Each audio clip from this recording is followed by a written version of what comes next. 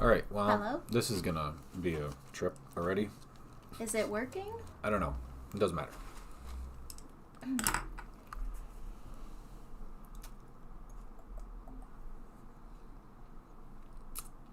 Come on. Why are we doing this? I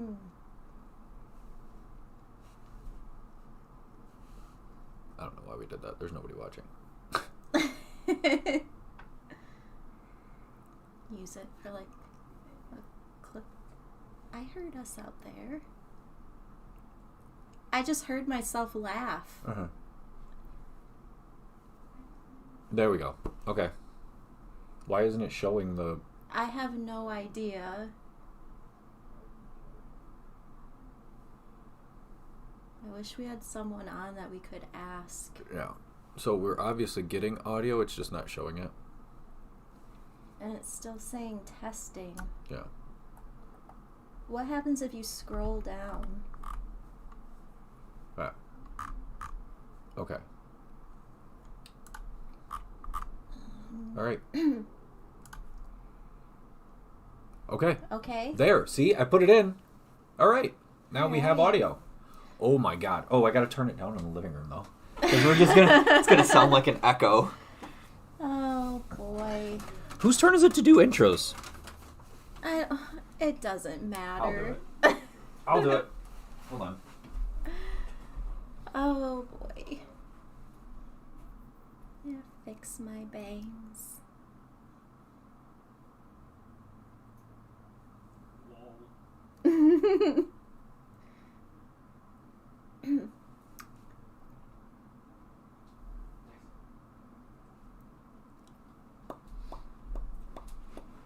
Okay, I'm back.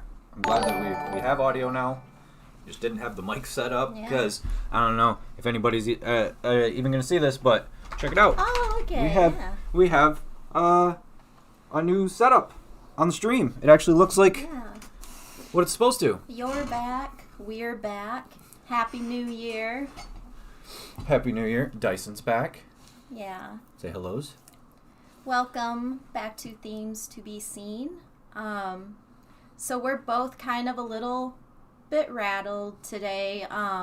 We had a carbon monoxide scare last night. A full-on gas leak in the basement. Yeah, so we were at a belated Christmas gathering with friends, and I had just purchased a carbon monoxide detector in this past week, and we set it up on Thursday, and we got home about 2:30 a.m. last night.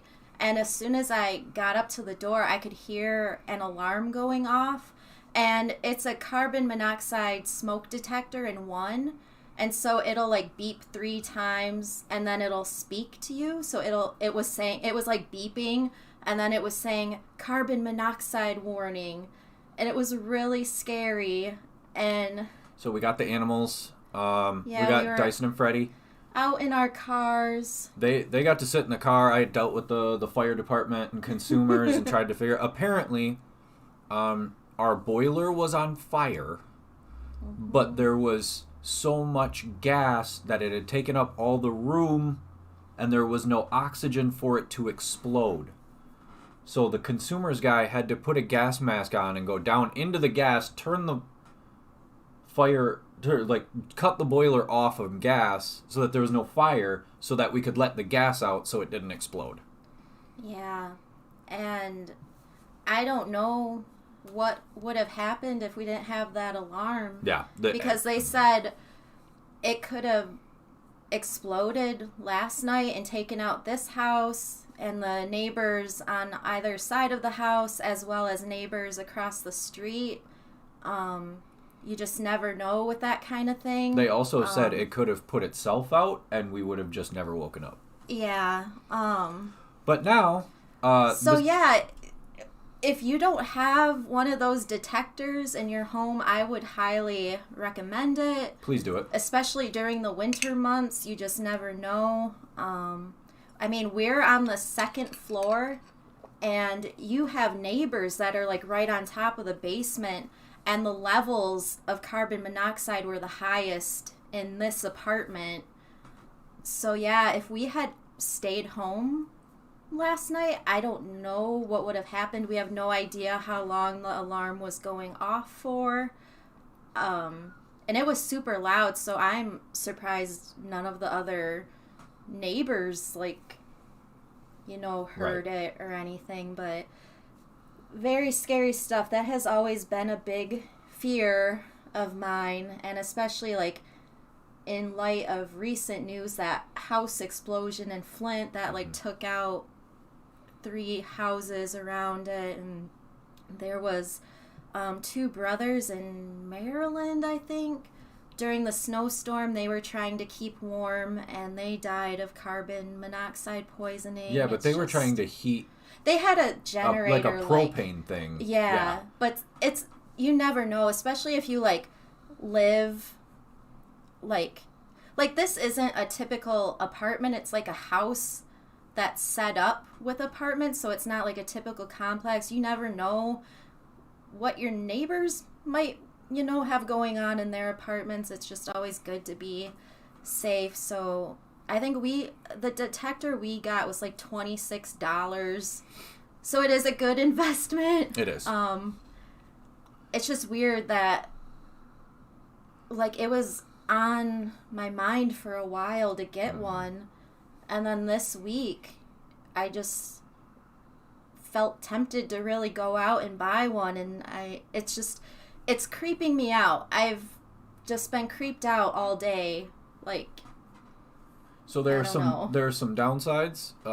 So as of now, we have no heat. It's about 53 degrees in here. Yeah, so it's not cold, but it's not comfortable. So as soon as we're done with the show, we have a friend who very graciously is allowing us to stay the night at their house, so we'll be taking Freddie, our guinea pig, and Dyson, of course, and we both have to work tomorrow, so I'll be coming back in the morning to work from here, and hopefully we get heat tomorrow, but yeah, they said they're gonna have to buy a whole new boiler. That one's pretty much totaled, so who knows how long it's gonna take.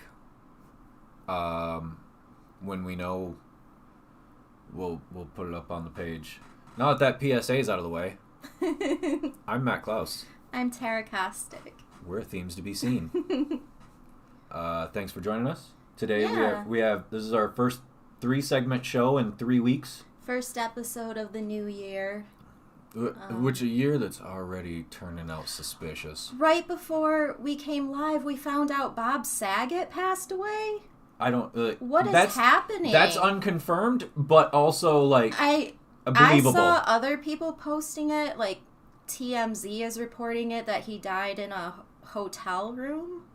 They don't know what happened yet, but like, what is happening lately? So we did also lose one of the greatest stage actors to have ever lived this year already, Sidney Poitier, who actor, activist. Yeah. Overall, beautiful human being. We lost him this year. He was 95. Yeah. Which, you know, he lived a full life, and he'll always be remembered as absolutely legendary. Since we took our break, we also lost an absolute legend in Queen, Betty White. So that's a bummer. She's a big fan of the Golden Girls.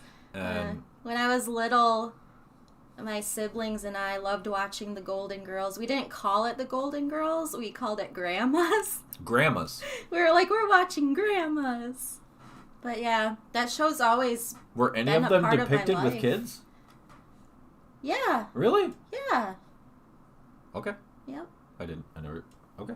Well, even, I mean, if they weren't, like, we were kids watching this show, so we saw them as grandmas, even though the ages they were on that show are, like, the equivalent of what the Sex and the City cast is today. Right.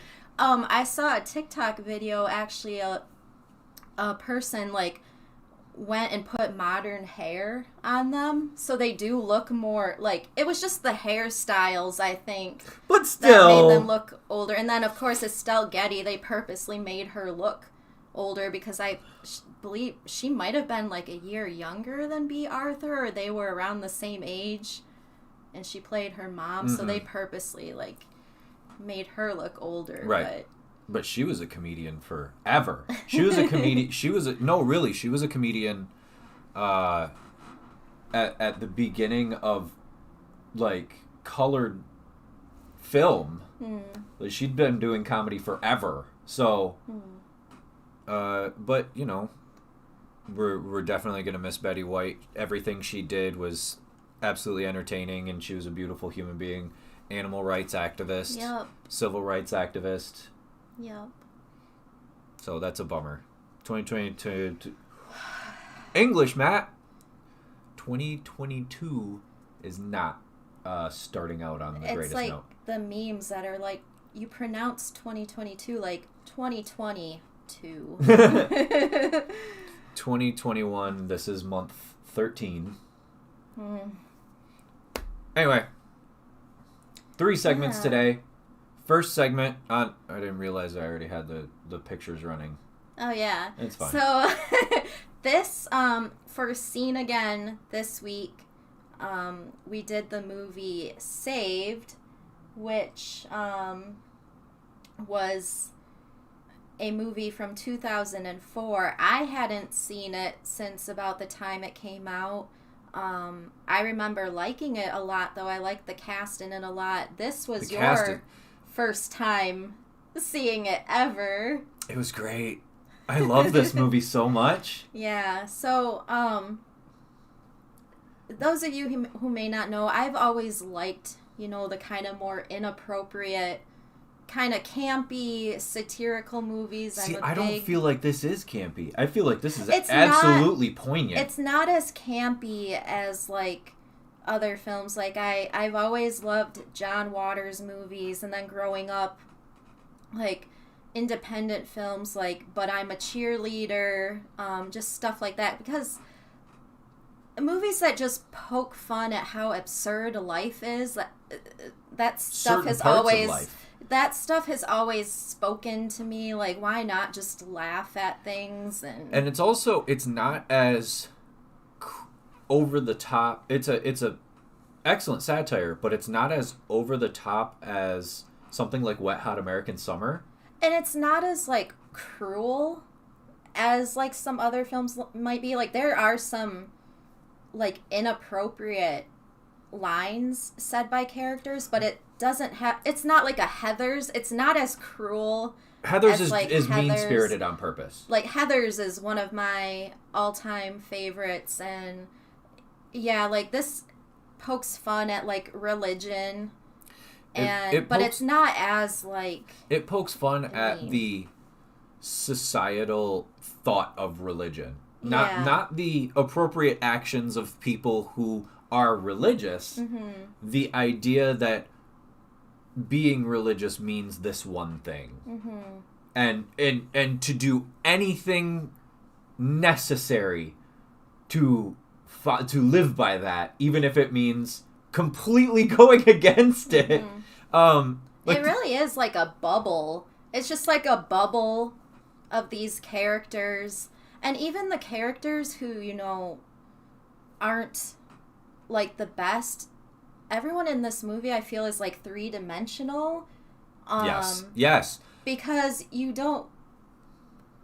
The characters who aren't, like, the greatest, like, at the end, the outcasts are still, like, pretty forgiving.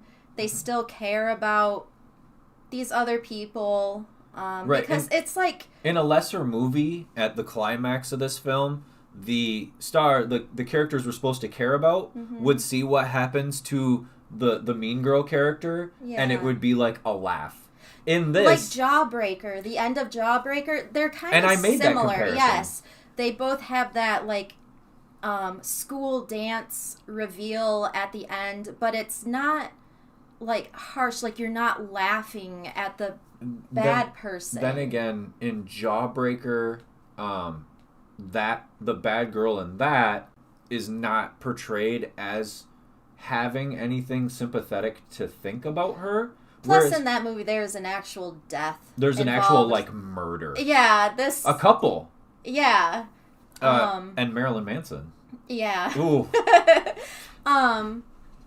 But yeah, and it does poke fun at, you know, a lot of the religious aspects. There's some cringy dialogue, like characters trying to be hip. But also not making as big of a deal as other movies would of certain things. Macaulay Culkin's character here is in a wheelchair. He can't use his legs from the hips down. In a lesser movie, that would be a huge plot point, and he'd be distraught over it, and oh, poor me. This kid does not think of himself that way. No other characters think of him in a pitiful way. He is treated... Except maybe Hilary Faye. She's that's obligated to take care of him, but... Right. Which she's not even. He doesn't ask her for that. That's one of the things I noticed. Okay. We completely skipped introducing the characters and everybody. Okay, so yeah, we'll kind of go back. So, Saved is a movie from 2004. It was like a sleeper hit. And a great time for Macaulay Culkin. Came out of nowhere. Let me get my notes. So, it premiered at Sundance, and it was a pretty successful movie. It was filmed on a $5 million budget, and it made over $9 million at the box office. But this came out at a time, like, the cast in this movie, like, anyone that would go in and watch this movie would pretty much know who everybody is. Oh, definitely. For instance, this is probably my favorite thing that Mandy Moore has done. Well, especially because now everything she does is so schmaltzy. And... Yeah, but at the time, like, when Mandy Moore came out, she was this, like, extra sugary, like, pop star. Saccharine. Like, ultra good girl. Her music was horrible. But then... That's a hot take.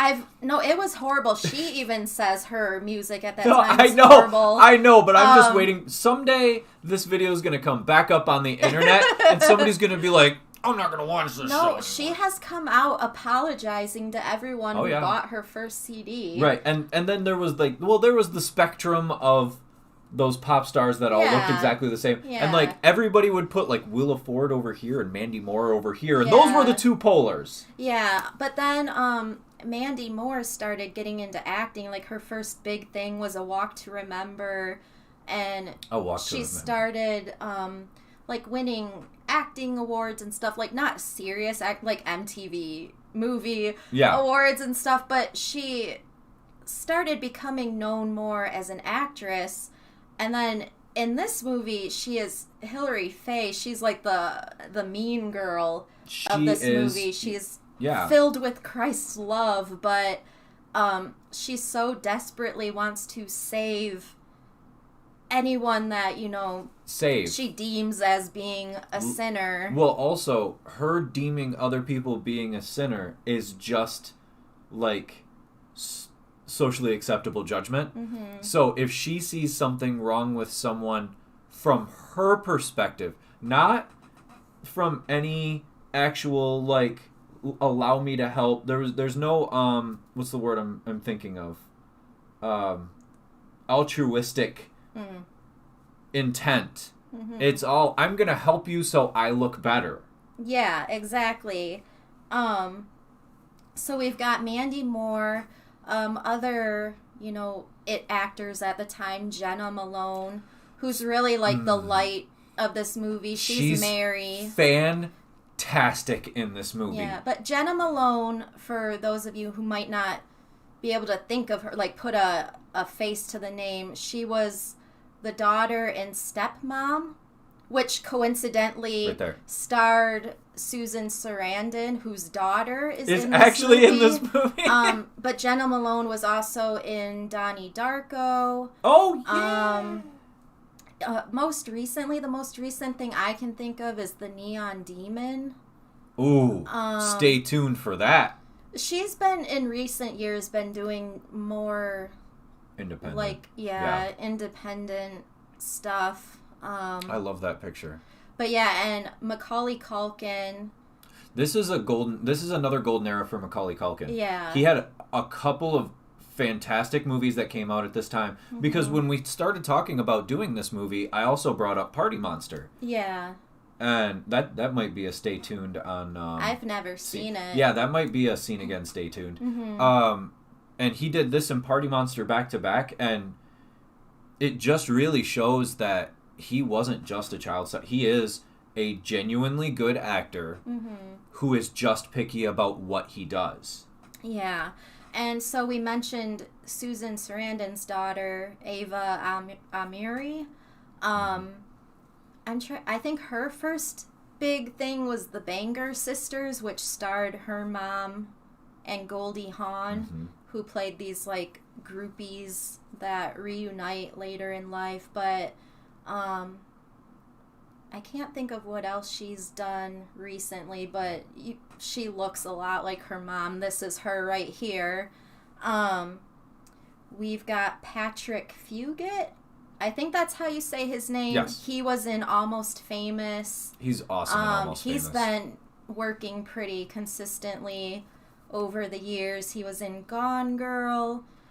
Shudder just released a movie that he's in. I can't think of the title. It's something about my heart beats until you tell it not to. I don't remember, but it's like... we saw the trailer for that. Yeah, I watched it a few weeks ago. It's not horrible. It's basically these three siblings. It's him and his sister, and their youngest brother is like a vampire, and it's about them like keeping him alive, and kind of a different take on the vampire story. Oh, I forgot about that. If you've ever seen Almost Famous, like he got a lot of recognition for his role in that film. That was like his first big thing. But he is just as good in this. This is a young cast, but also a showcase cast, because every role is absolutely played to its peak level. I don't think you could play any of these roles off of each other any better with any other actor. Yeah.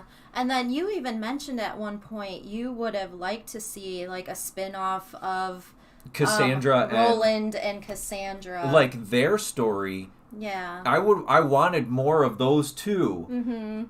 Because they are genuinely good people who have been pushed to the fringe because they're not sticking to this morally rigid Christian ideology. Well, but she's also, not even Christian. She's Jewish. She's just attending this school because she was kicked out of her previous school, and her only options were attending this Christian high school or being homeschooled, and she likes to rile people up, so she preferred to go to this school. But it's just their relationship yeah, it's so fun to watch on screen anytime they're on screen together. I wanted more of those two. Yeah. And I know it's dumb, but I did want more of those two characters. And then, of course, Heather Matarazzo plays Tia. She was everywhere. She was a child star. Very recognizable face. In the 90s, her first big thing was another out there independent movie called Welcome to the Dollhouse. That is a movie that... oh, hi, Nick. Oh, hi. Thank you for joining us. She... yeah, kind of came out of nowhere. That is a movie that I think I've only seen it once, but it has stuck with me. That is a movie that you don't forget. Nope. I think I remember watching it when I was younger, and I don't think we don't need to revisit that. She was in Scream 3. Yes. She played Randy's younger sister. She was in Hostel Part 2. She's the poor girl that gets hung upside down and... yeah, she has a very recognizable face, but she always played those kind, like she was in The Princess Bride, like she's the best friend in the Princess Bride movies. Yes, that's what I couldn't. I was like, I know her from something in particular, and I just couldn't put my finger on it. Yeah. And then for the adults, we have Mary Louise Parker, who plays Mary's mom. Who 99% of people would know from Weeds. Yeah, which is like that funny, was her big... because the director of this movie, Brian Dannelly, was a regular director on Weeds. Mm-hmm. So, and then Father Pat... Patrick's father, I gotta keep remembering, his real life name is Patrick, but his character's name was also Patrick, so not hard to remember. Right. But Martin Donovan plays his dad, and he tries too hard to be hip, right? And it's pretty cringy at times, but it's funny. Well, it's on purpose, and the funny part is the movie plays it perfectly. Mm-hmm. Like, in another movie, it would have been played to almost a cartoonish level. Mm-hmm. But in this one, you see the character thinking about how to try to connect with the kids before he says stuff. And when it comes out of his mouth, like, you kind of go, but you don't do it at the movie. You do it at the character, and that's the right way for it to be. So, yeah, this is a pretty lighthearted, satirical movie. It's not overtly offensive. It kind of makes you feel good. There's some pretty kind of like sad, touching there's some parts beautiful of the minutes. Movie. I was laughing throughout. There are some pretty funny lines in this movie, like about how Patrick boards for the Lord because he's the skateboarder, and the one you put up, the when she throws the Bible at her. What is it? Oh, she's full of Christ's love. I am full of Christ's love, and she hits somebody with a Bible. I laughed out loud. And then Mary's like, this isn't a weapon. That's... okay, here's another thing about this movie. All right? There are so many lines, singular lines, that are talking to the audience inadvertently. Mm-hmm. So many... like, when a character's holding a Bible and had just got hit by it, and has to tell another character that it's not a weapon. Mm-hmm. There are people this was written for that should be paying attention. Like, and this was written, you can tell this was written from a point of a person, the director. Yes, so the director wrote the script like pretty much right after the Columbine massacre because it made him think back to his upbringing. He attended a Christian high school, And he actually said a lot of the things you see in this movie, he did not have to make up. Like, he actually witnessed or experienced a lot of these events. And there's just a lot of subtle things. Like, if you pay attention to things in the background, like in the classrooms, you see, like, these creationism boards and stuff that are up. There's a timeline. Okay, there's a little timeline. Details like there's that. There's a timeline of creation in the background of this one. I can't. And it starts. The entirety of creation starts on this timeline 20,000 years ago. And like, you don't believe it looking at it. And then you look at it again and you go, oh my God, that's actually what it says. And it, like, there are some parts, like, what's the other, one of the things I do want to point out is that there's a lot of use of a slur for people with disabilities, with cognitive disabilities, and there's a lot of use of a slur for people in the LGBTQ community, but they are used in a way, they shouldn't be used by anybody, but they're shown in the film to... shown in the film to be used, that it's offensive that people are saying it. Exactly, like, it kind of shows them, like, they really are in this bubble and very naive, and they have a lot to learn about the world. There's a scene at the end that you see characters way too young saying things to each other, having this moment with each other that grown adults would not be... Grown adults that I know, personally, right now, today, would not be able to do themselves in real life. And I don't mean that as in it's unrealistic. I mean that as in I know so many people who would not be mature enough, like the scene where they're walking out of the prom and the Mercy House kids are walking in. Yeah. And she's walking with Patrick and he's walking with, what's his name, Ethan. Yeah. And they introduce each other and all give each other hugs. Oh, is that mine? I cried a little bit. Because it really is a touching human... There are so many human moments in this that they get underneath the bullshit. Yeah, you really get a lot of growth in these characters, especially with Mary, because when the movie starts, she is, like... She's just in like that bubble. Hillary. Her and Hilary Faye are best friends, and then... The idea that that's a hyphenated name hurts my soul. Hilary Faye is a great name for a character, especially a character like in this movie. It's just perfect, and Mandy Moore was really perfect in this movie, too, because she could be really offensive, and then she would smile, and it's like the sweetest smile. Like, just her performance being able to show those both sides, like, she just switches it on. Like, I've probably really met girls like that before, and I have family like that. Yeah, but yeah, Mary, she's experiencing a lot and, like, coming around, and it's kind of like you don't really know what things are like for people if you don't experience those kind of things yourself. So there is a lot of growth within these characters, and especially like Cassandra. She's initially portrayed as just like this rebel, wild, crazy girl. But then she does have this really caring side. She becomes a real friend to Mary. A real friend to Mary, and she is...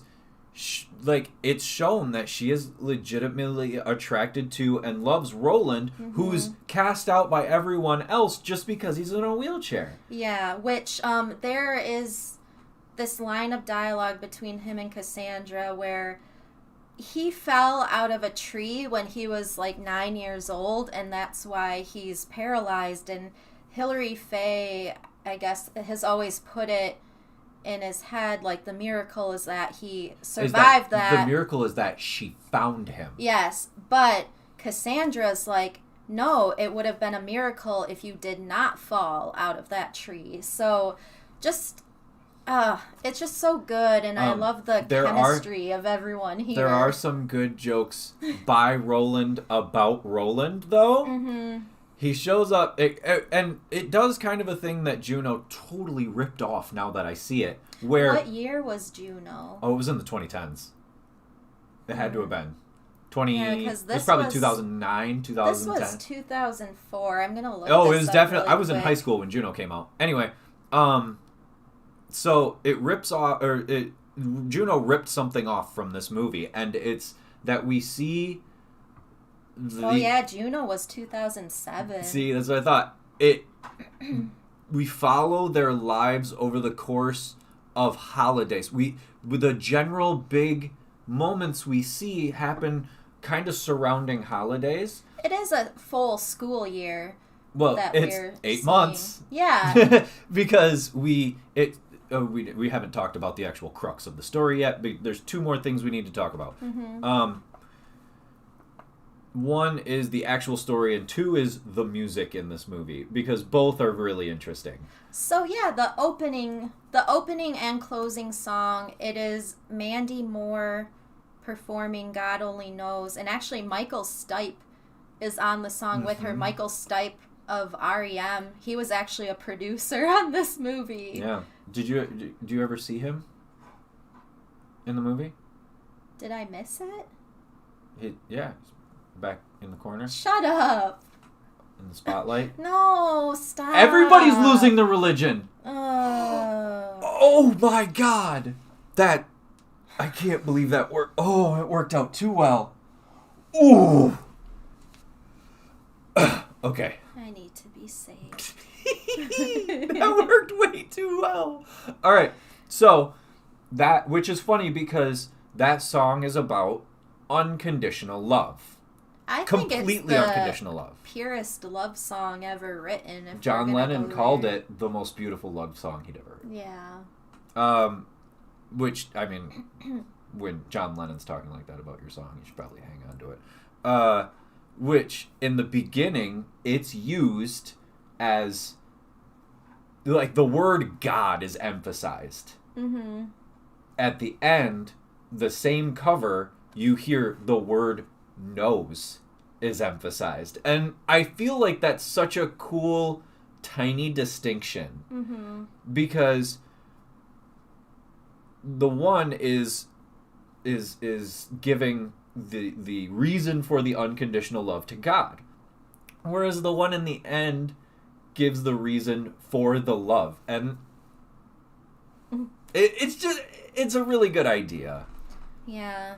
I just really like, because Roland essentially is the one that outs his sister. There's these events that happen in the movie, and she's like the culprit behind it to purposely get some other students expelled, and he is the one that outs her, but then he feels bad about doing it in front of everyone because, I mean, at the end of the day, she's still his sister. Mm-hmm. So the fact that this movie shows, like, at the end she's having a breakdown and he's still going after her because he still cares, and so just... Which is another reason the song works. Because it's not like she is the only one that doesn't realize she's full of hate. Mm-hmm. So, and everybody else wants to...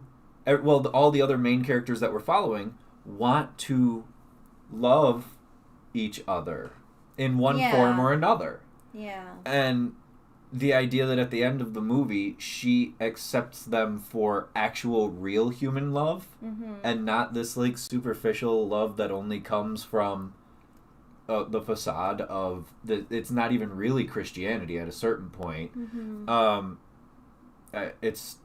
It's not something you'd see another movie do. Yeah, because then you think about Patrick's character. His dad is the pastor in this movie, and he's telling him off. Yeah, he's still thinking for himself. He's still, the boyfriend character. I can't think of his name right now. Oh my God. Dustin? No.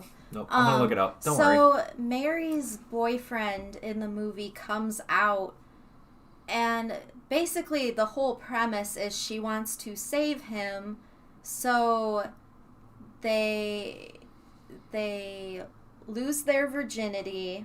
Well, and she wants to cure him yes. of being gay yes. by having sex with him. And she becomes pregnant, but there's a scene where, because he gets sent off to this school to be cured, and Dean, yes.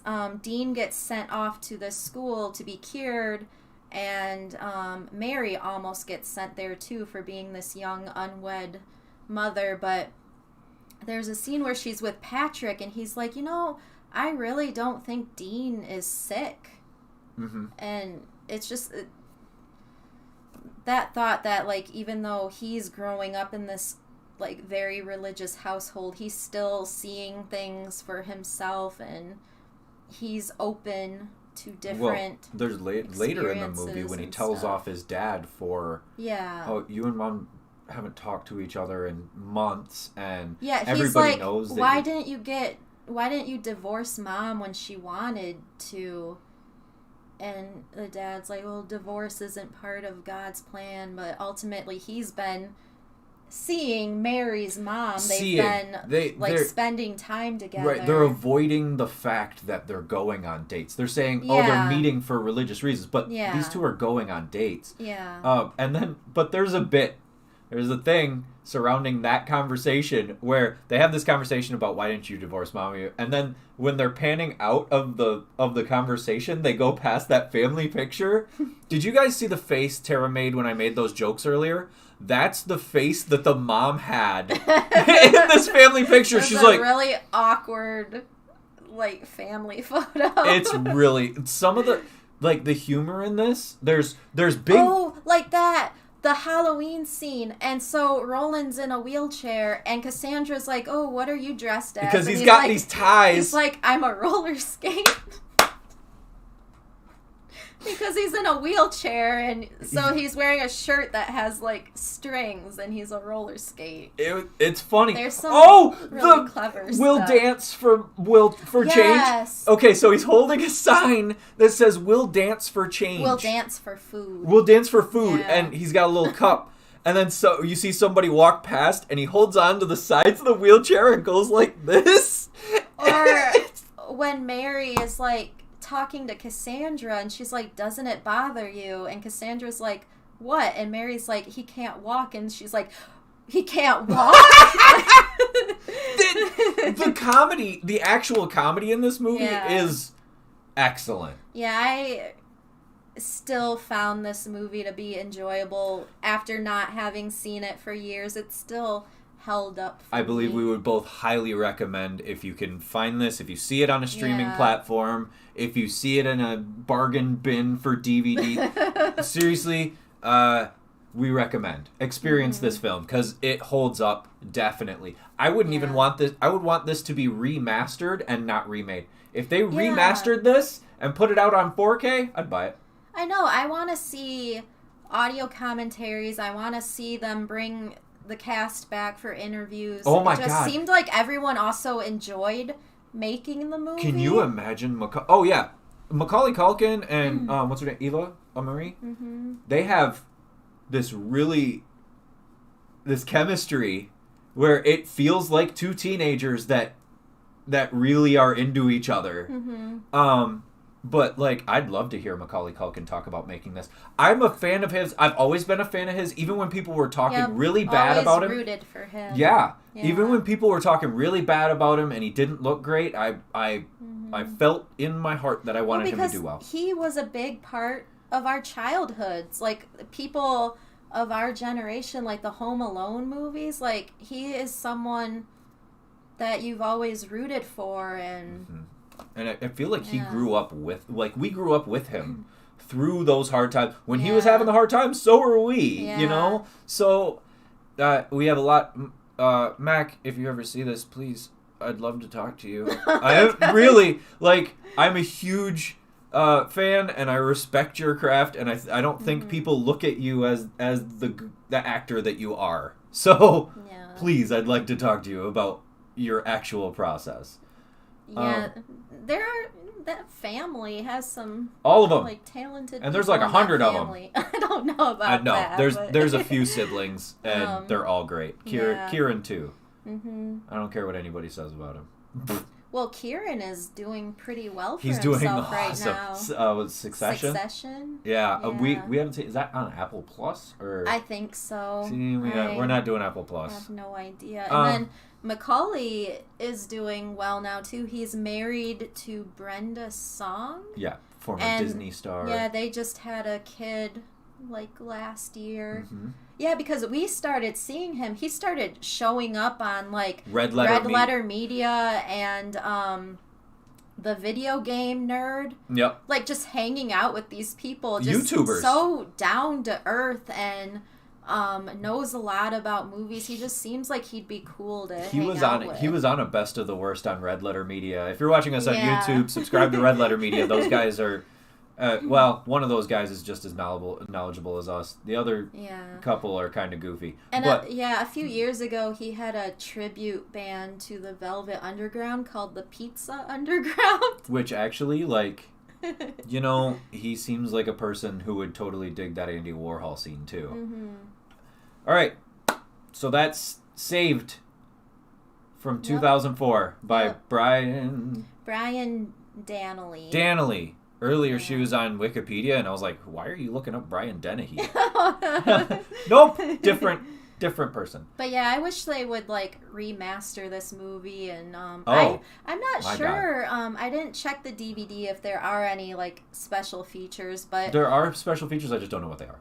It would be cool to have the cast come back and talk about making the movie and stuff, because this movie did kind of come out of nowhere and was a hit. Yep. But so we're going to move on to our next segment, which is actually kind of a first for us, and it's going to be kind of fun to talk about because, if this wasn't a wild ride of figuring out what the hell was going on. Oh no. Once we resize. Shh. Nobody can see it. We can edit this part out. No, this is the point of being live. Screw it, we'll do it live. Mm-hmm. There, I did it. Yay. Yeah. We're professionals.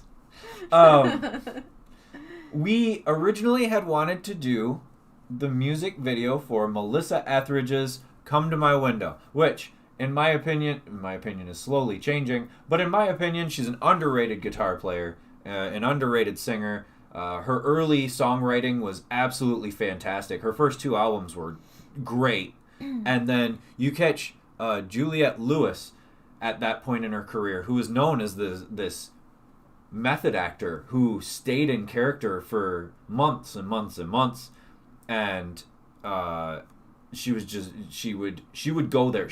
If you needed an actress to take it to that place where no other actress would take it, you got Juliette Lewis. Mm-hmm. And she had a string of hit movies at this time. And she was considered like a future it girl.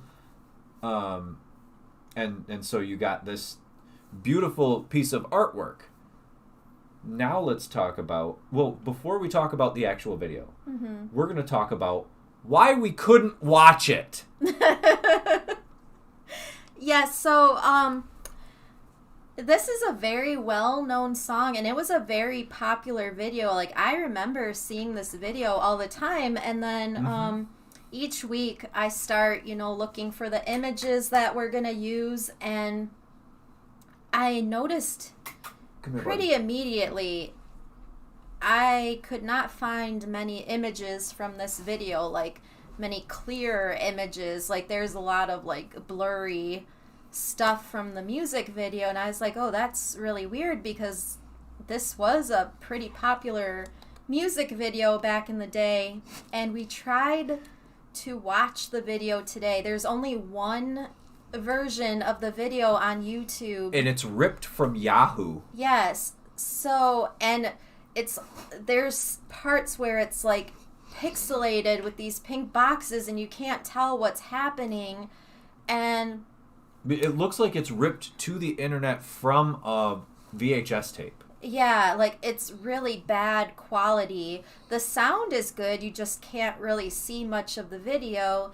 And then Matt found out that Melissa Etheridge has her own website and you can pay $10 to like stream her music videos and stuff, but you can't. You can pay $10 to listen to her music, and yes, because you also technically can only find certain albums of hers that she does not own the masters to on things like Spotify and Tidal and streaming services. So she literally has pulled all of her music off of streaming platforms, and you can only stream them on her own personal website. Lars. Like, it's the most selfish, money-grabbing... I'm sorry. It is. And it's our job to kind of be honest about these things. It's a money grab. It's being completely selfish with that art. When you make something and you put it out, I understand it's yours, you own it, and you want to... The monetizing it allows you to do more. But putting it out there and then monetizing it to the point where people don't want to experience it is the opposite of art. That's underhanded greed. And it kind of pisses me off because I've always been somebody who, let's talk about underrated guitar players. I bring her up every time. Underrated songwriters. I bring her up every time. And now I will not, because I feel like that this is such a slap in the face to people who like her art. It really does piss me off. But yeah, so...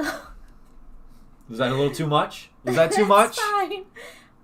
The song Come to My Window is from Melissa Etheridge's 1993 album called Yes, I Am. Oh, such a good which, album. At the time, many people alluded Yes, I Am to her sexuality because she also publicly came out in 1993, but she has since said that no, the title doesn't have anything to do with it. It's more of a self-actualization, which at the time, publicly coming out as a lesbian was a thing that was, because you had Ellen DeGeneres on her sitcom, you had Katie Lang, you had Melissa Etheridge, all these things kind of happened around the same time. So it was only news in the sense of if somebody had a problem with it, but there were so many people that actually were like, okay, cool. Yeah, so this song became a big hit after she came out. It is certified gold in the U.S. It reached number 25 on the Billboard charts. The highest charting was at number 4 on the U.S. Adult Contemporary. She received her second Grammy for this song. Her first Grammy was for a song from her second album, but she did receive her second Grammy for this for Best Female which makes me wonder, rock vocal performance, which is like, yeah, like this song still, this is an amazing song. And it's funny to think too, because she almost left this song off her album. She thought it was too simple. And it was too simple. Yeah. Read the lyrics to the song and tell me they're simple. That's another thing too. The lyrics in this song are so romantic, like beautiful. I would dial the numbers just to listen to your breath, and I would stand inside my hell and hold the hand of death. Can you imagine somebody feeling that way about you? Like, that's... I'm not saying anything, but that is so romantic.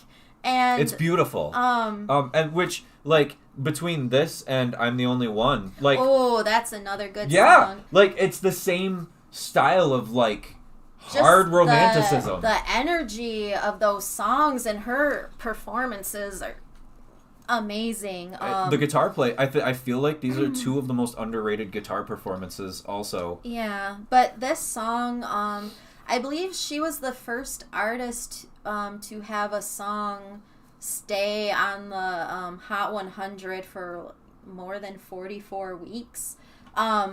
It became an anthem at the time because the lyrics allude to her sexuality and her activism. Like, I I don't care what they say, things like that. I don't care what they think is the next line, too. What do they know about this love anyway? This song really became an anthem, and it was huge, especially on radio, mostly through people calling in, wanting to listen to it. I specifically remember being in my mom's car, and she had this cassette tape on a constant loop. Like I actually probably know all the words to all the songs on this album because I remember my mom like playing it constantly. And it's great.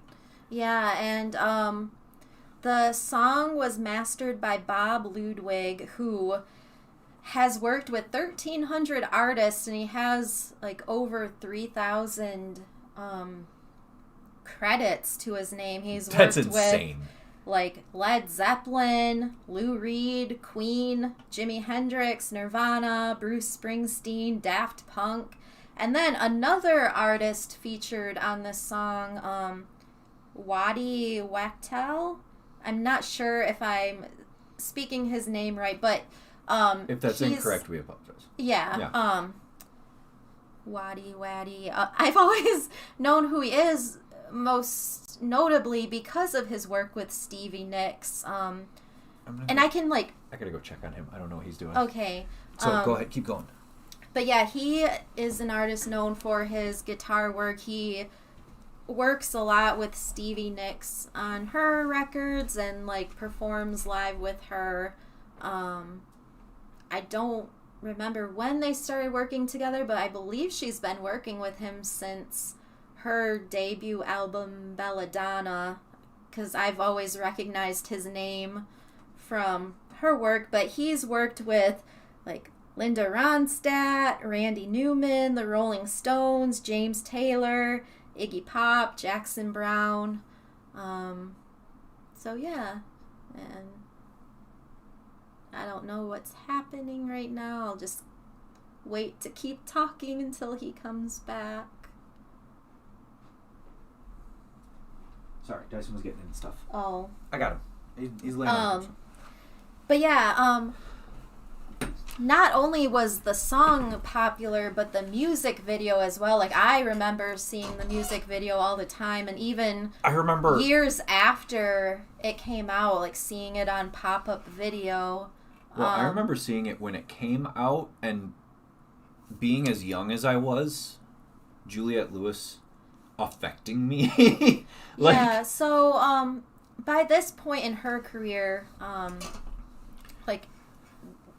I think everyone knows who Juliette Lewis is. She's a very recognizable person. Like, she was the daughter in Christmas Vacation. By this point, she had already been in the Cape Fear remake, and she was nominated for an Academy Award. We also had the other sister. That was after. But so she did this music video, and I believe at this time she was dating Brad Pitt, or I think they broke up this year, but... Do we already have Natural Born Killers at this point? She did. I was just getting to that. Sorry. So, Brad Pitt was friends with Melissa Etheridge. I think early on, like, in his career, she let him crash at her house, so I think, like, she became friends with Juliette Lewis through him, and I remember, too, like, when Melissa Etheridge had a surrogate for her children, and there was like a rumor that the dad was Brad Pitt, and then it ended up being David Crosby. But yeah, so I think they we all make choices, I guess. Yeah, they probably met through Brad Pitt, and then she is in this video as a patient at a facility who is having like a nervous breakdown, and she's... Which actually, I have an interpretation of this video. Okay. Well, so this music video was directed by Samuel Bayer, who had a very prolific music video career. Like, he directed the Smells Like Teen Spirit video, the Smashing Pumpkins Bullet with Butterfly Wings video, Blind Melon's No Rain video, Hold on, I have a list of a few more. That's a stay tuned on Themes to be Heard. The Cranberries zombie video. Ooh, that one's pretty. Candlebox. Does anyone remember Candlebox? I remember Candlebox. They had a song called You, and he directed that video. Unfortunately, when I think of Samuel Bayer now, I think of the abysmal Nightmare on Elm Street remake, because he was the one who directed that. Really? Yes, unfortunately. Took old Jackie Hurl to Nightmare Town, huh? Yeah. So the film is shot in black and white, and like Juliette Lewis, she's speaking. There's parts of the video where the music stops and it's just her speaking lines, like the lyrics. Like the video opens with her speaking the opening lines of the song, and she's like drawing on the walls and the floors, and there are scenes where it's like these big blown up children's drawings, which were actually drawn by a crew member's 5-year-old daughter, and they were gonna have her, like, the little girl cameo in the video to kind of represent that lost childhood for Juliette Lewis, and they filmed it, but they lost the footage of that. But also the poses and things that Juliette's doing behind this blown up yeah, like she's doing these very childlike, almost like free creation interpretive dance poses that are stark. But this video always stood out because it's like this woman having this breakdown, and in fact it was so real on the set.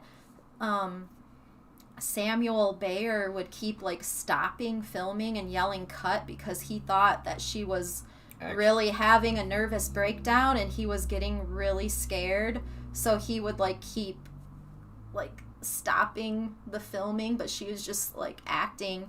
And this video was made a year before Natural Born Killers, so yeah, just a very effective, very simple, very effective music video that is very hard to find unless you pay $10 to a month subscribe to Melissa Etheridge's so if you just want to listen to website. Melissa Etheridge, $10 a month. MelissaEtheridge.com. I'm not even kidding. Yeah, I mean, you can, there is that one version that's on YouTube that is really horrible quality, but you can get like glimpses of what's happening. There are other videos of hers that have been ripped more successfully and put up. Yeah. There's also live performances, which I'd like to see live performances from that time from her. Yeah. That might be something I might kind of go back over and rehash, because she was so good. I mean, she's kind of all about herself now, but I'd like to see that. Anyway. Yeah. That's the saddest themes to be heard. Like, I feel so bad doing that, but it's so funny because when we first came up with these additional segments, this was the first music video we talked about doing for Themes to be Heard, and then I had done my research like earlier in the week, but we always sit down like on Sundays to refresh. And we sit down to like watch this music video, and I looked at the like, title of it. How are we gonna do this? I looked at the title of it, and I went, that might not be right. And we start watching it, and she's looking at her notebook, and I stopped it, and she was like, "What?" And I was like, "This isn't okay." I was like, "This video doesn't work." And she was like, "What do you mean it doesn't work?" And I started it over, and she went, "What?" And it even has like a Yahoo logo in the corner. I thought like. We could at least find it on like Vivo or something like that, but no. But it is our job to be honest about things like this and actually talk about how the art, like the art in its full, and I guess that's part of it. Sucks, but it is. Yeah. Now How much time do we got left? Ooh, we still got more than 45 It's only minutes. 9 o'clock. That is something else we forgot to mention tonight. If you if you noticed, we started at 8 p.m. From now on, we'll be starting at 8 p.m. We used to go live at 9 p.m. and then by the time we would finish, it would be like 11, and Matt has to get up at like 4 a.m. for work, and then I would start doing some of the like editing, like clipping the little clip videos and stuff like that, and I would be up like really late, so we were like, let's just start a little bit earlier with the episodes. Yeah, we decided to start earlier, end earlier. Mm-hmm. Oh no. Where'd it go? Okay, sorry, I'm working on... I'm also kind of doing... I don't know if you noticed, but I also kind of do production while we're... This is our main producer now, though. I don't know if you've seen how cool our stream is. I kind of want to just, like, switch to another screen just to show you how cool it is. But she's done a lot of work on our personal streams. So I'm at The Klausy. She's at Subterranean on Twitch. She's just done such a great job. So I feel like I should do something at some point. I don't really do much for the show anymore. I wanted to do more this week. Like, this weekend just did not go with the carbon monoxide episode. And your car last breaking night. down. Oh yeah, my car. It's been super cold in Michigan, and it didn't occur to me to go out and start my car, so we had to jump my car yesterday. But I woke up today and I was like, oh, tonight's episode's gonna be a bit of a mess because I didn't do freezing in here. I didn't do as much like promoting stuff as I wanted to. Because we were out in our cars until like 5:30 a.m. Didn't get to bed this morning, like waiting for them to clear, like for safety that we could come back inside. He went out for a little bit and I could not stay awake today. Like, I was just sitting on the couch and I was so exhausted and couldn't stay awake. So, it just feels kind of like a bit of a mess today. Which is especially, it's especially hard because I've been looking forward to doing a deep analysis of this movie before we had the show. I've been begging her to do this movie since the original version of the show where we had nothing. Mm-hmm. I adore this film. If you watch for the next 4 weeks, you will see me cry up to 16 times. I can't watch 10 minutes of this movie at a time without tears coming to my eyes. It is an absolute masterpiece. This movie also kind of has a special... It's the first movie meaning. We watched together. Yeah, the first time we ever, like, hung out, he showed me this movie. So. Which, by the way, not a date movie. Don't do what I did. Yeah. Because this is, I'm not going to lie, this is a sad movie. And we were, like, hanging out the first time, and there's a particular scene that happened, and I was like, nuh-uh, that did not just happen. I, like, started, like, crying. But one thing I feel like it did do, because we had talked about movies, and her knowledge, even back then when we very first met, was a little intimidating.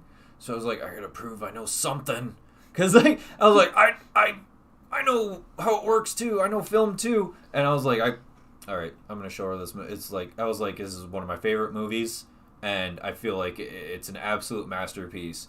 And I could tell, she was like, what is it? I said, it's a boxing movie, and I could tell she kind of went, And then, which now, it's especially funny, because she probably knows more about professional fighting than most grown men. I'm so proud of how my friends and I are all big fans of mixed martial arts, of not just the UFC, but we also watch Bellator and regional things. And she will, like, sit at a restaurant or something. We went over to a friend's house once to watch just a card on ESPN, and he was like, oh, I really like this one guy, and she was like, yeah, but if the other guy gets down to the ground, he's got great elbows. And I watched my grown 40-year-old man friend go, what? Like, it was, I was proud. But the movie that we're talking about is 2015's Southpaw, directed by consummate director on the show, Antoine Fuqua. Yeah, we just talked about one of his movies on a previous episode from this season. The Replacement Killers. Mm-hmm. Yep. And this is probably this is definitely my favorite movie of his, because it's one of my favorite movies ever. Mm-hmm. But I mean, I know a lot of people that would be like, but Training Day, bro. And have you actually watched Southpaw, though? Because I feel like Training Day, which actually there's something said in this movie that makes me feel like it's something Antoine Fuqua really thought, and it's something that we're going to talk about in a minute. But it's, there's a line in this movie: 2 for the Bills, 1 for the belt. So I feel like he would make movies that weren't necessarily of his artistic vision, but to make some money so that he could make the movie he wanted to make eventually. So, yeah, the history behind this movie is pretty interesting. So, if I had to ask you, who would you say is your favorite rapper?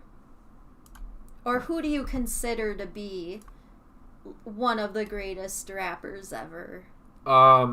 If we're not talking about Eminem is definitely in the conversation for top 3 of all time. All right, so Eminem. So, of course, everyone hopefully knows about 8 Mile, which was his film debut, Academy Award winning song. The notable line, Mom's Spaghetti, which is now a restaurant in Detroit. Which is getting fantastic reviews, actually.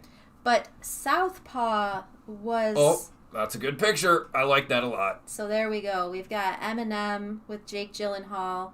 And the reason I mentioned Eminem is this project was initially written with him in mind. Is this the right directory? You didn't put any... Oh, the spoiler pictures are in here. Really? Yeah. Oh. But I lost track of thought. Thank you. Originally Eminem. Yeah, I still lost it.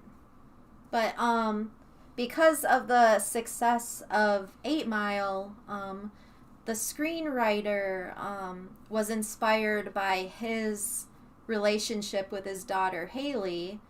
So he was approached with this project, about this boxer who has this strong relationship with his daughter, and initially Eminem was like all about it. He wanted to join because of his own relationship with his daughter and being able to like portray that on the screen, because the script was inspired by his personal struggles. And like DreamWorks was attached to put the movie out and everything, but then Eminem decided to drop from the project just to focus solely on music, and then the studios pulled out, but the director was still interested in making a movie about this story, so then Jake Gyllenhaal was approached and brought on, and he did a lot of reading on boxing and the spirit of gyms in America. He read a lot about orphans and the foster care system in America. He did about 5 months of boxing training, and then Eminem saw the movie and he thought that Jake Gyllenhaal smashed it. So it was kind of like a win-win for everyone in the end, because Eminem still he produced the soundtrack. Also, the film was composed by James Horner. This was his final film score.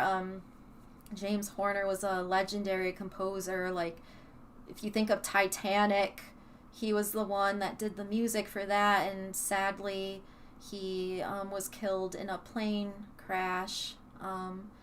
But he and Antoine Fuqua they collaborated, like, he also did the music for The Magnificent Seven. There were, like, 2 other movies that came out after he died, but this was, like, his final movie that he worked on. Also, like, he did do, Gyllenhaal did do, like, the physical training for this, and you can tell because he is jacked. He is out of control jacked in this movie. Yeah. Which actually, he does a body transformation over the course of the film, and we're going to talk about that eventually. But in the beginning of this movie, he is huge. I had never seen him in anything like this before. Like, Jake Gyllenhaal, I still remember when he broke out. Like, this is so different from Bubble Boy and Donnie Darko, which will always have a special place in my heart. I just realized that we did Saved with Jenna Malone and this with Let's just go through the whole Donnie Darko I feel like we should do Donnie Darko on a future episode, like, because I haven't seen it in years. Do you want to do, like, main show Donnie Darko or just scene again? Oh gosh, I don't know. Main show, we might get really deep into that. That would take 6 weeks. If we just do, like, a short retrospective on how it holds up for us. But that movie affected my life in many ways, like the soundtrack and stuff. It kind of introduced me to all this old new wave music that I had not been familiar with, and the story, like, that, I don't know, I remember it was another one of those, and I tell you about these all the time. I would get home from whatever, and my mom would be watching this movie, and I would just sit down, because my mom, fantastic taste in film. She's always had great taste in film. My mom's the one who introduced me to the Boondock Saints, by the way. So, like, I'll sit down and just start watching a movie with her, and it'll be halfway through, and she'll be like, all right, I'm going to bed or something, or I gotta go. And I'm like, I'm just going to start this over. And she'll be like, okay. And this was one of the ones where I came in about halfway through, and I sat down, and I was just mesmerized by Donnie Darko, and I started it over.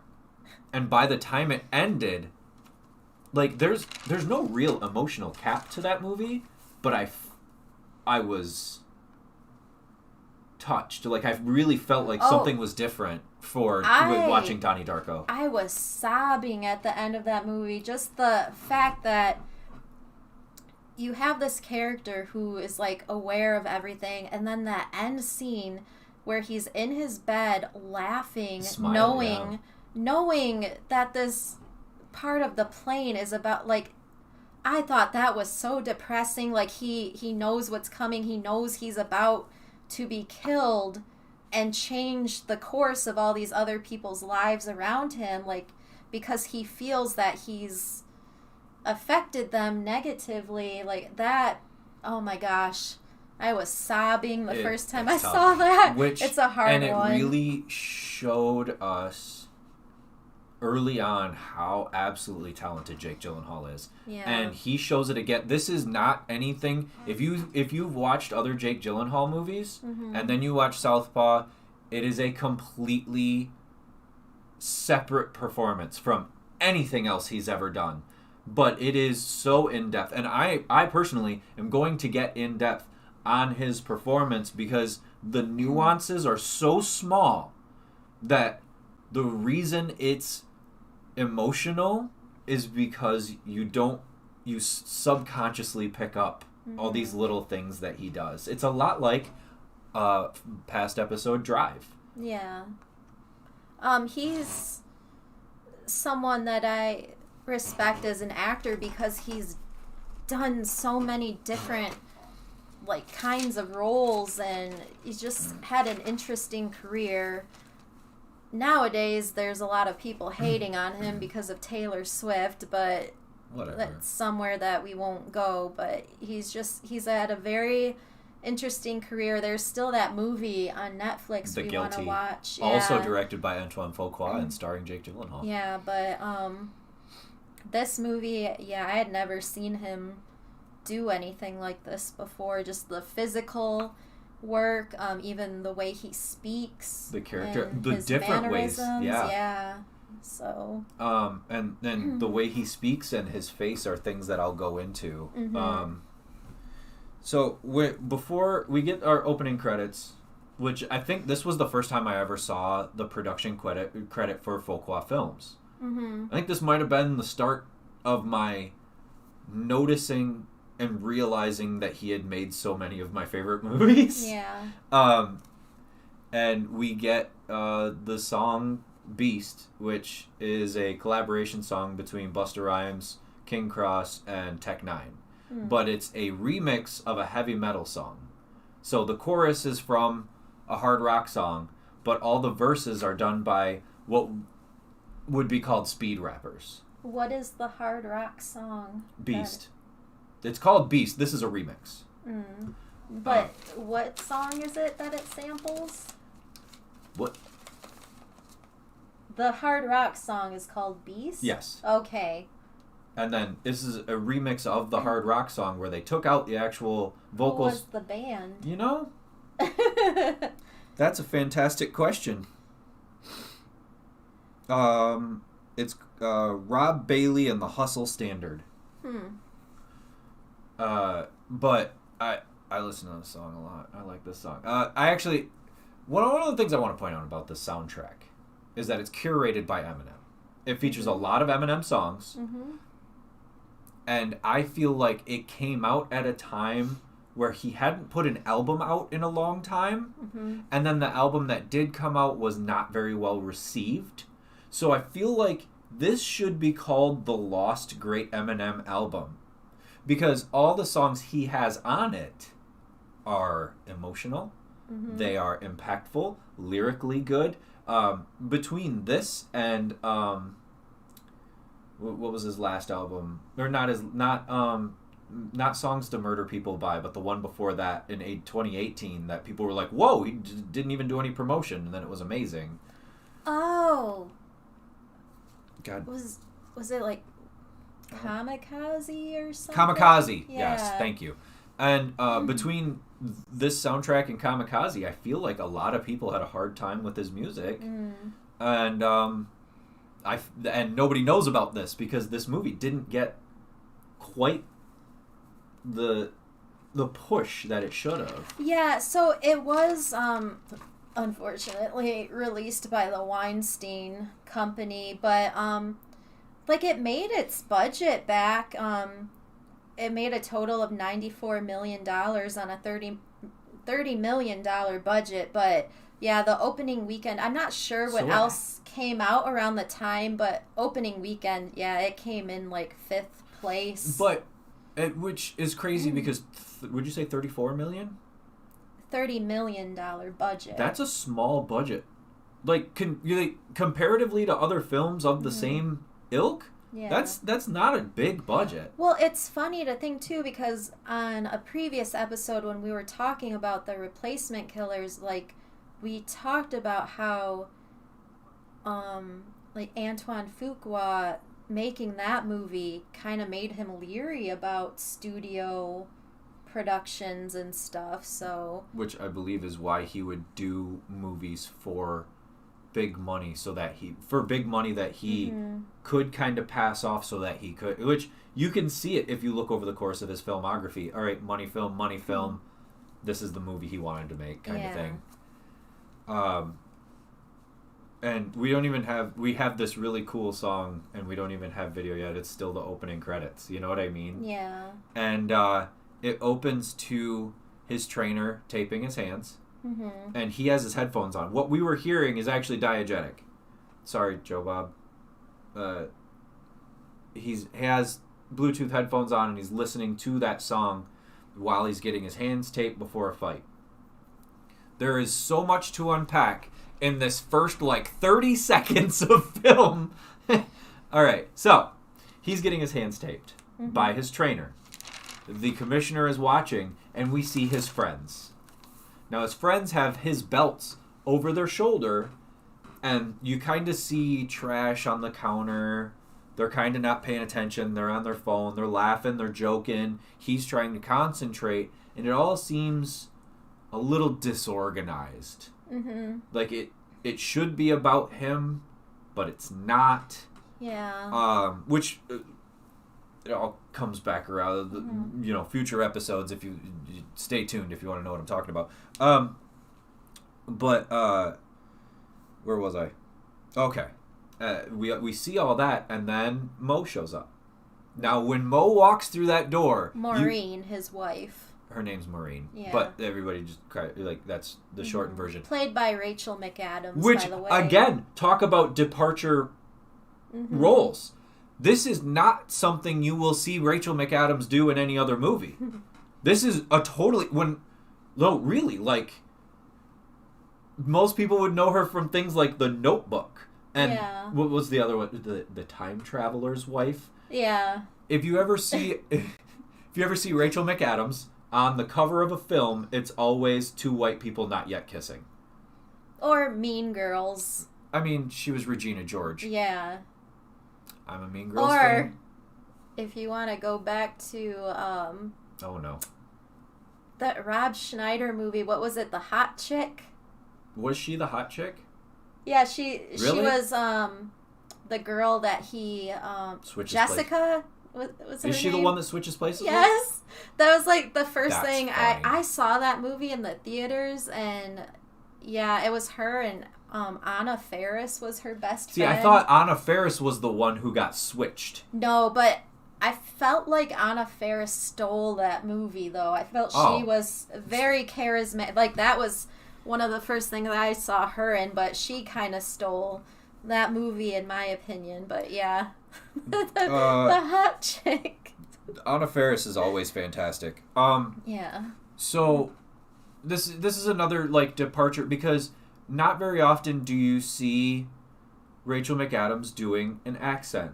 You don't see her doing kind of a tough chick. You don't see her doing, you know what I mean? She's one of the strongest characters in the film.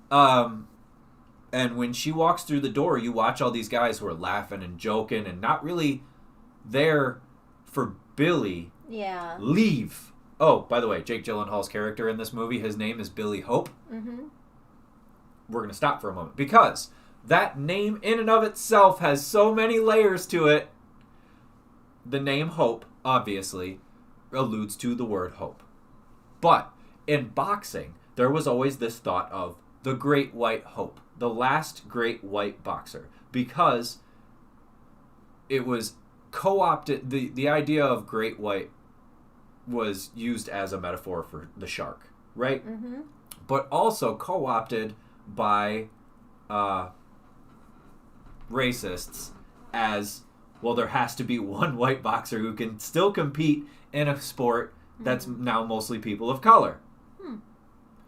But also was switched back around and taken back by trainers of trainers from black trainers, Mexican trainers, who were training white fighters. So now it went from a term taken by racists to a term used by trainers of color. So there are so many layers to the word hope, and the idea that his last name is Billy Hope. It would have been really easy to have made his ring name great. But actually, I don't think we do get a ring name for him. I don't remember being said. I've watched this movie 100 times. I don't think he has a ring name, which we get a ring name for almost everybody else in the movie, or every other fighter at least. Yeah. So we get this really intense moment between Billy and Maureen before the fight. He's wrapped up. She throws his headphones. She takes his headphones off and tosses them, which kind of shows the dynamic between them. And she gets right in she's holding his face, and they make this eye contact.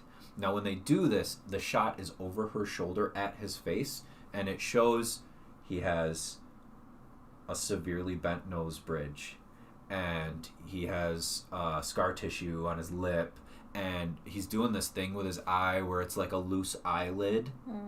And also, one of the things that I learned, Jake Gyllenhaal practiced moving one eye independently to show that Billy has a perforated cornea.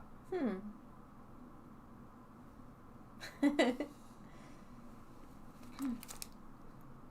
not going to cry yet. They make this eye contact, and she says, "You're ready. You're ready." But she also says, "Just don't get hit too much." Mm-hmm. And we cut directly to his face, just destroyed. Like, he has cuts over both eyes. He has cuts on both cheeks. He's bleeding out of his mouth. And the cool part of the shot is it fades out of blur, and he screams, and we see his bloody face and the word hope on his mouth guard. Yeah. The duality of that shot is amazing. A lot of story. One of the things about this movie is that story is told through the fight scenes. We get a lot of people's personality in the way they actually box. Mm-hmm.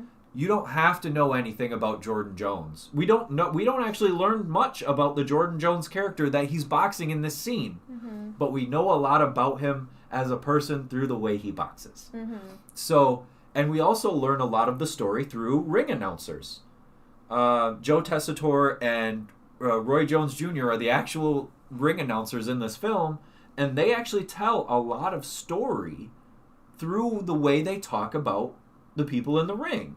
Yeah, like we find out that both Billy and Maureen grew up in the Hell's Kitchen orphanage. And it's where they met each other. So they've known each other since childhood. Yeah. And came up hard together. Mm-hmm. So we see Jordan Jones, who he's fighting, and he's very fast. We see him using a lot of head movement. He's throwing a lot of jabs.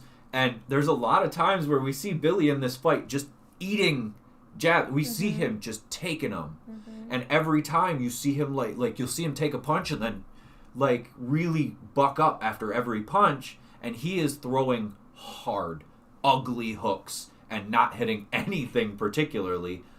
There is a moment in this fight, though, where we see him throw 2 jabs back to back, and they both land. Comes back in the movie later. Mm. So you might have to wait until week 4 of this breakdown to find out why that's important. So in the meantime, explain to us, what is a SouthPaw? I'm a SouthPaw. A boxer who stands with his right hand in the front. Mm-hmm. So your power hand is your left hand, which means that paw comes from the South.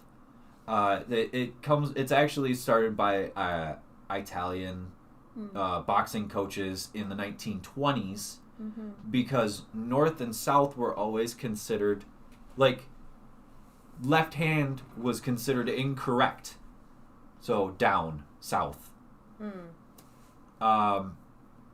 You don't necessarily have to be left-handed to box that way, because I'm not. I'm right-handed. Yeah, I was going to point that out. I'm right-handed. And actually, in the movie, Billy Hope is right-handed and boxes what's called orthodox, which would be with his right hand back for a majority of the film. Southpaw also being something that he's not. So we'll hold on to what I just said until it comes back into being something important to the film, because I don't want to give the whole goose away in the first week. Even though I could do all this in one night, we'd just be here for a while. He's getting pretty beat up, and we see the end of a round where he ties up. He's getting beat up pretty bad. He's got his back on the ropes. The Jordan Jones character is just laying into him, and he there's a thing called clinching in boxing. If you're not familiar with it, it's where you wrap your arms around your opponent, hold him close in the hopes that the referee will separate you, and it also prevents them from having the space to punch you. So he wraps him up, he holds him tight, and we see that he is extremely emotional. He's laughing almost hysterically. He's yelling. Oh, that all you got? Is that all you got? I could take more of that. And then once they get separated is the end of the round. We actually see both corners. And in the Jordan Jones corner, his corner's telling him, he's giving him good advice. You're going to move. You're not going to stand in front of him. It's like the bull and the matador, which is actually an old Teddy Atlas saying that the stronger fighter is a bull and the faster fighter is a matador, and whoever plays their role better is the one that wins. We go to the Billy Hope corner, and we get very unhelpful, very self-centered advice from the corner. Look, you're better than this guy. Just go out there and beat him. He's not giving any constructive criticism, really. Yeah, and whereas Maureen seems to know more, she's like, watch out for the jabs, and she's get your back off the trying ropes. to get his attention because his corner is not being very helpful, and she's... My favorite part of this moment, though, is that she knows that really Billy could end this anytime he wanted to. Yeah. Because what we get from her is, hey, Billy, what are you doing? And he kind of nods like, all right, I know that I gotta end it now. And he does. He goes there. He goes out there. We see him much more aggressive than we see him in the first round that we see. He's kind of chasing him down. He's hunting him. He's using decent footwork, not great footwork. Actually, if you're a boxing fan and you watch this movie, you watch the first fight, you go, God, his footwork is awful. And because he's just following him. And a boxer like the opponent he has in this fight would probably just back up and jab him like we see for most of the time from Jones. But he catches up to him and he starts wailing. And it's just haymaker, hooks. There's no skill. He's an animal. And he knocks him down. Now, here's one of the moments where we get a piece of information about Billy from his boxing that isn't explained, but you understand it because of what you see, even if you know nothing about boxing. So the referee lets Jones get back up. He checks his hands. And generally what happens is a referee goes, okay, fight. And he turns sideways, and as he's turning sideways, Billy is running past the referee already, and just, like, it's almost a Superman punch. He almost comes off his feet, and as the referee gets out of the way, Billy's coming past him and just lays Jones out. And so it's a little dirty. You're almost like... Yeah, so that's allowed? As soon as the ref says go, you know what I mean? Yeah. Once the ref's out of the way, you're fighting. And Jones didn't have his hands up yet, so it's completely legal, even though it may not be completely right. Yeah. Which gives us that character information on Billy Hope. We get back to the dressing room after the fight, and...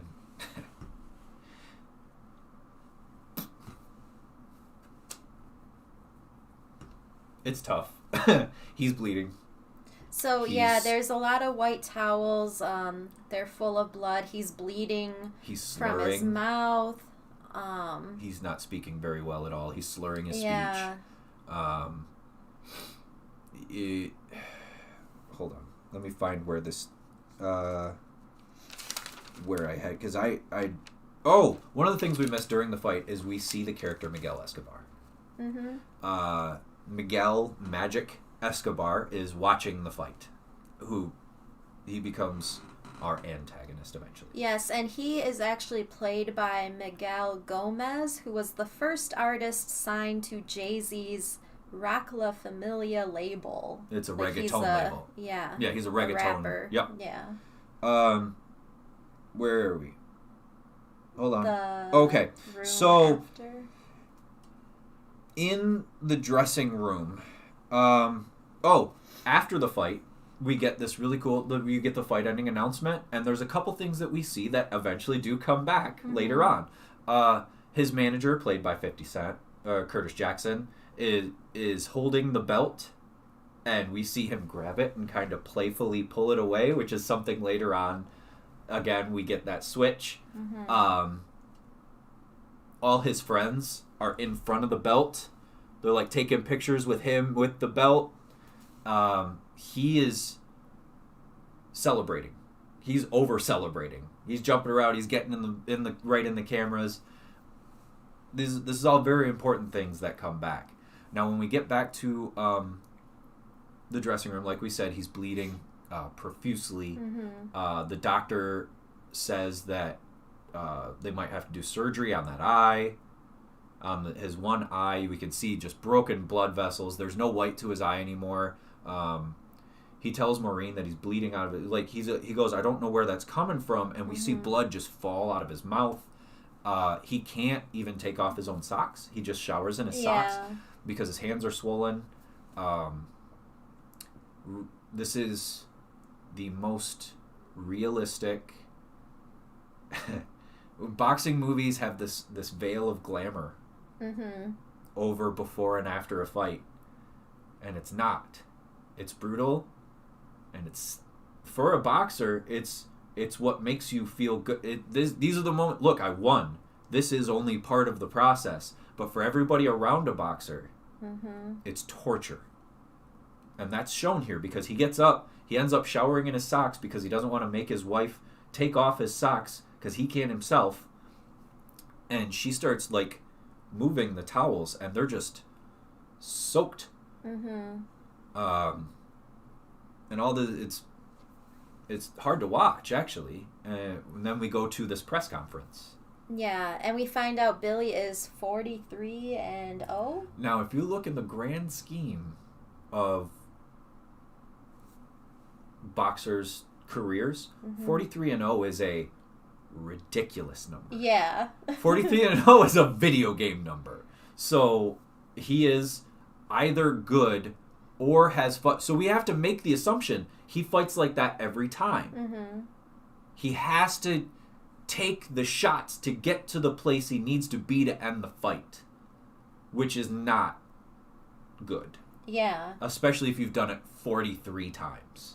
Yeah, it seems more like a street fighting kind of thing. It's brawling. Yeah. In the archetypes of boxing styles, it's literally just brawling and pure like you physical have to ability. Wait for that anger to, no pun intended, hit you before you can start doing that. It's not a pun because you have to get hit to get that anger. Yeah, that's what I'm saying. No, I'm agreeing. Yeah.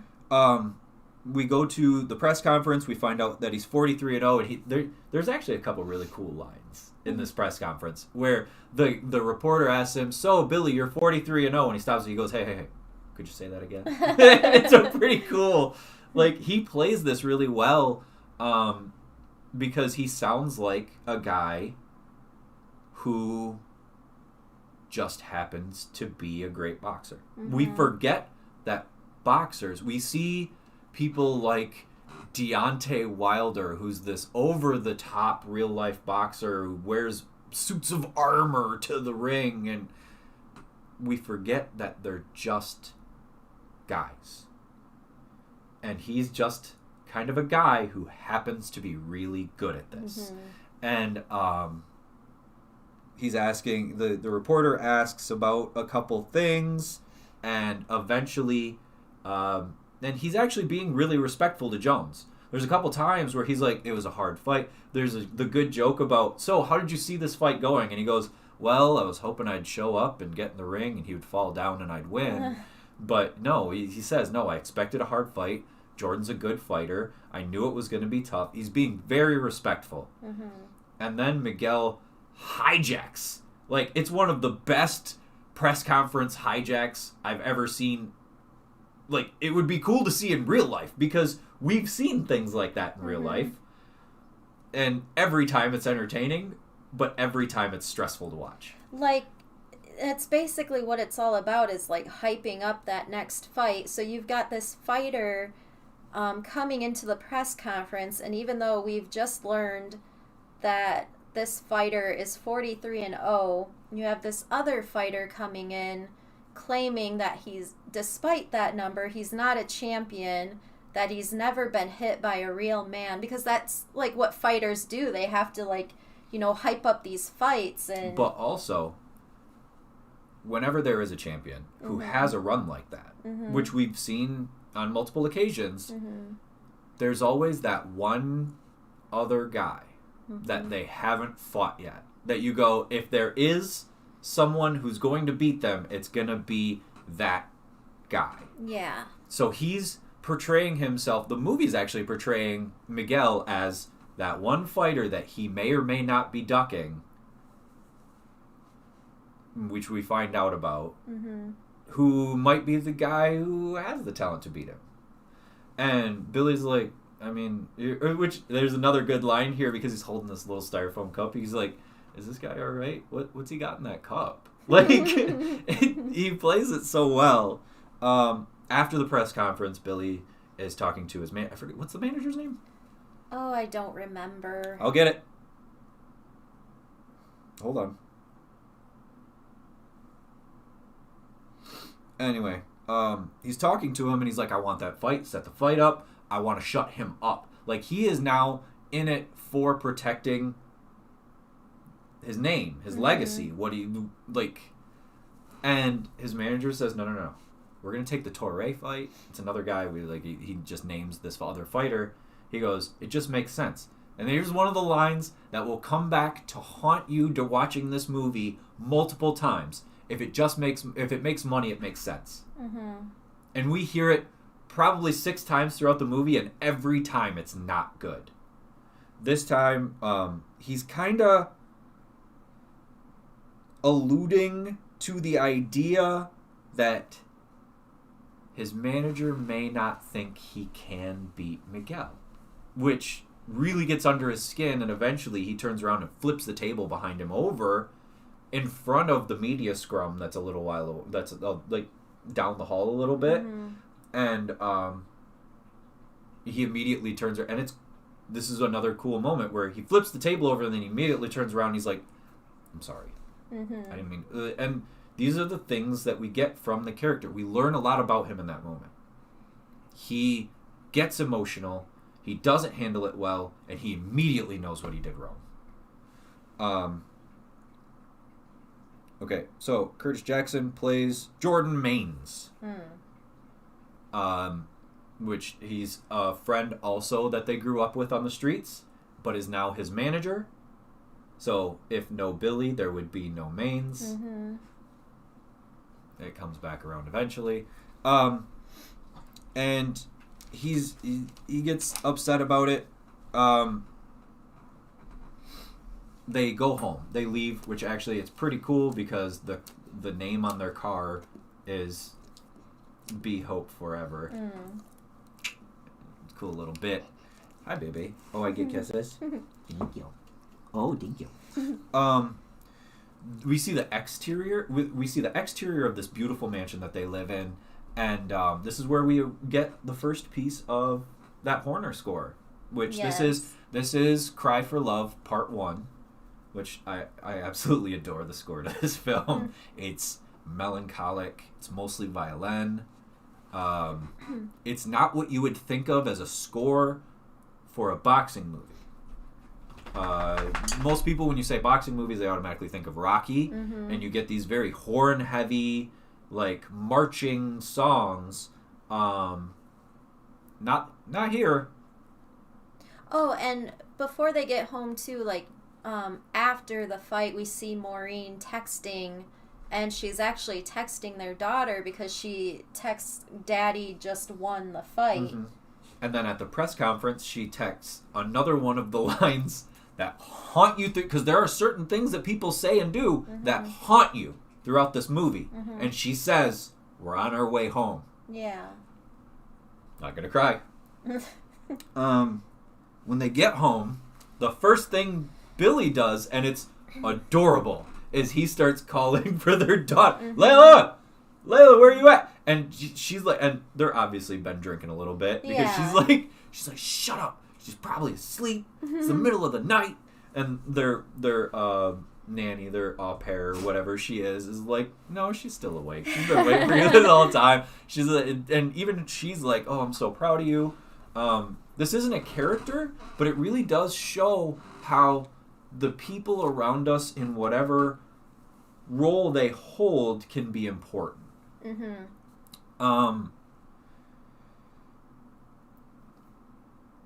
He goes upstairs, and we get anytime the movie shows all three of them interacting, it's these beautiful, touching family moments.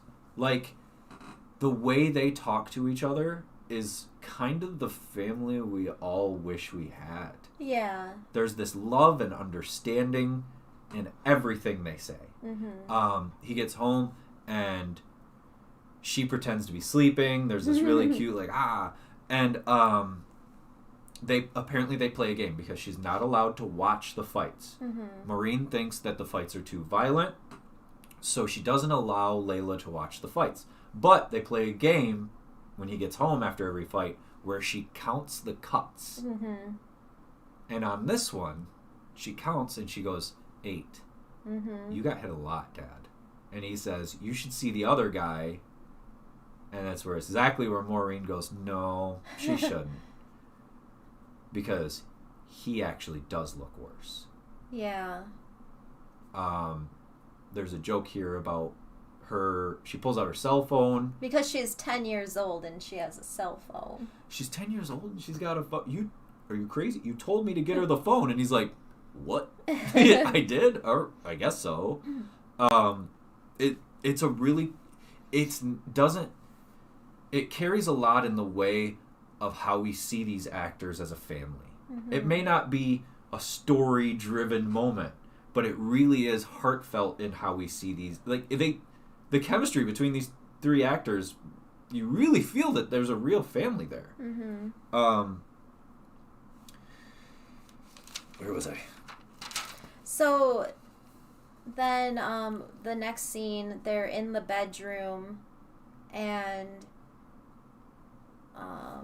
what song's playing in the background? I don't remember. What was it? It's The Weeknd's first hit, Wicked Games. Oh.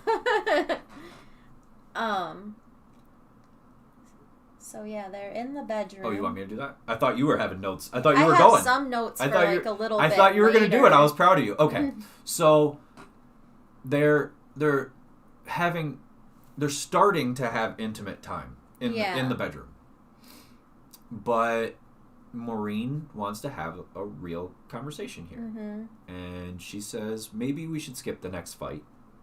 Take some time because, we haven't had much time as a family and you're going fight after fight after fight. So to be only in his mid-30s and have 43 fights, do the math on that, fights per year on average. Generally, a champion fights once, maybe twice a year, and he has 43 professional fights. That's a lot. Yeah. So he's been fighting non-stop since he went pro, fight after fight. She explains in this, and this dialogue scene is a massive amount of story. She's scared that he's going to be punch drunk very soon because she's noticing that it takes more and more for him to get to that spot, to get to that place where, okay, now it's time for me to end the fight. But he, in his head, he's like, well, I won that fight. Right. But there's one thing I've learned since I started watching, like, the UFC with you. Like, there are times where even if someone you're rooting for, like, wins a fight, it's not always, like, a great win. Like, you can get very frustrated watching someone fight, and you know that they can do better or they can end a fight earlier. And so not all the wins that you see feel like good wins. Exactly. And especially if you are that person's significant other. Yeah. We watch that and it's just guys we kind of like as fighters. Can you imagine being a family member? Yeah. And being like, come on. Most recently, it was probably Stephen Thompson that we did that, where we were like, come on. Yeah. It's right there. And they have this conversation, but before they get into the depth of the conversation, there's another one of those moments where you really get to like Billy because he has a sense of humor. Mm-hmm. She's like, I didn't like the way you won though. And he's explaining like, look, me winning like this bought this house. Me winning bought that dress. And she's like, but baby, look at your face. Yeah. And he goes, but okay, what would you think if I came up to you, started crying and went, baby, look at your face. Yeah, so he is like, the way I fight bought us this house, but she's like, well, yeah, that may be, you may like get us this lifestyle, but I want to enjoy it with you. Mm-hmm. And she's scared of like what it's going to be like for him in 2 years. She even says, what kind of a person will you be when Layla graduates from high school? Yeah.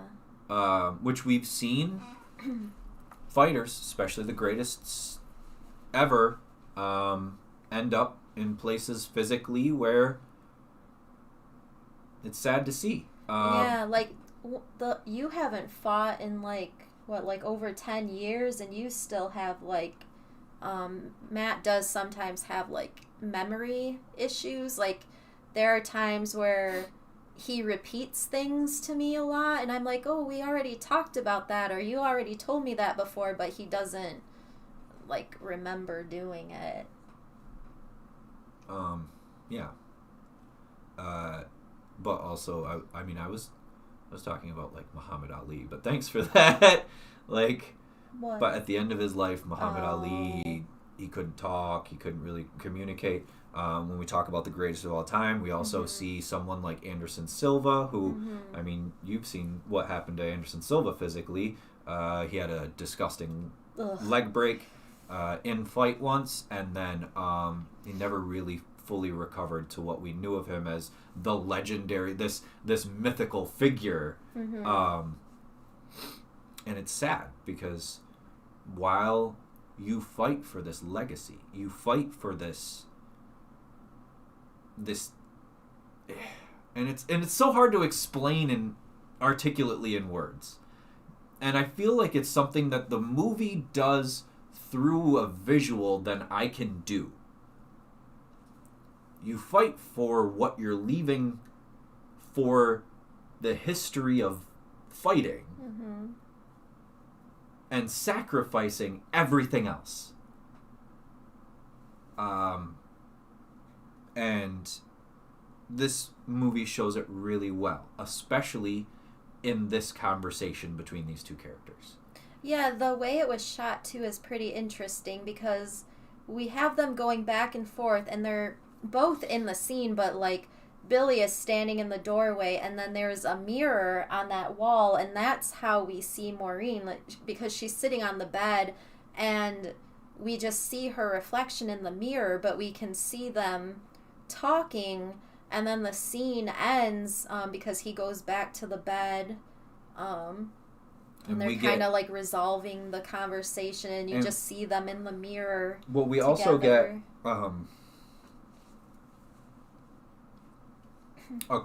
another line of dialogue that comes back. Only this one comes back once, and when it comes back, it hits hard. She says, listen, all these people, like, we learn about Robbie and John, who are the two friends who, like, carry his belts around, and they're his buddies from back in the day. And then we know about the trainer's name. Eddie is the trainer.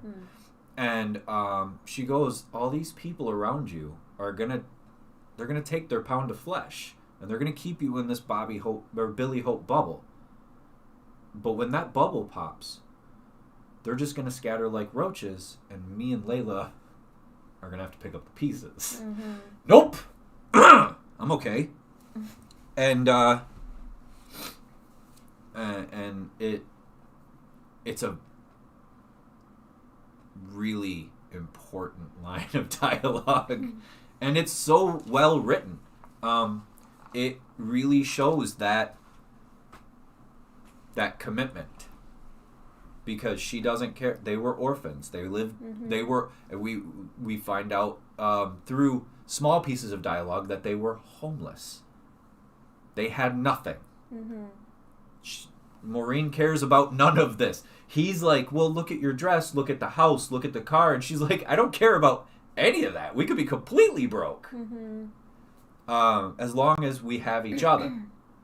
And then they are intimate, which actually there's another good joke. I'll leave you seeing the movie to get to hear the joke that they make about that, because it's but that's where we're gonna stop, is them going to bed in this particular scene. And then Billy is gonna wake up in the morning, and that's where we'll start next week. And we see what it really looks like the morning after a fight. And it is what it really looks like. Thank you. Thank you. I'm Matt Klaus. I'm Tara Kostick. Adopt, don't shop. Think pink. Have a sparkling week. And if you don't have one already, go invest in a carbon monoxide detector, please. Please. I truly believe that it saved our lives. Yeah. And the lives of possibly more people.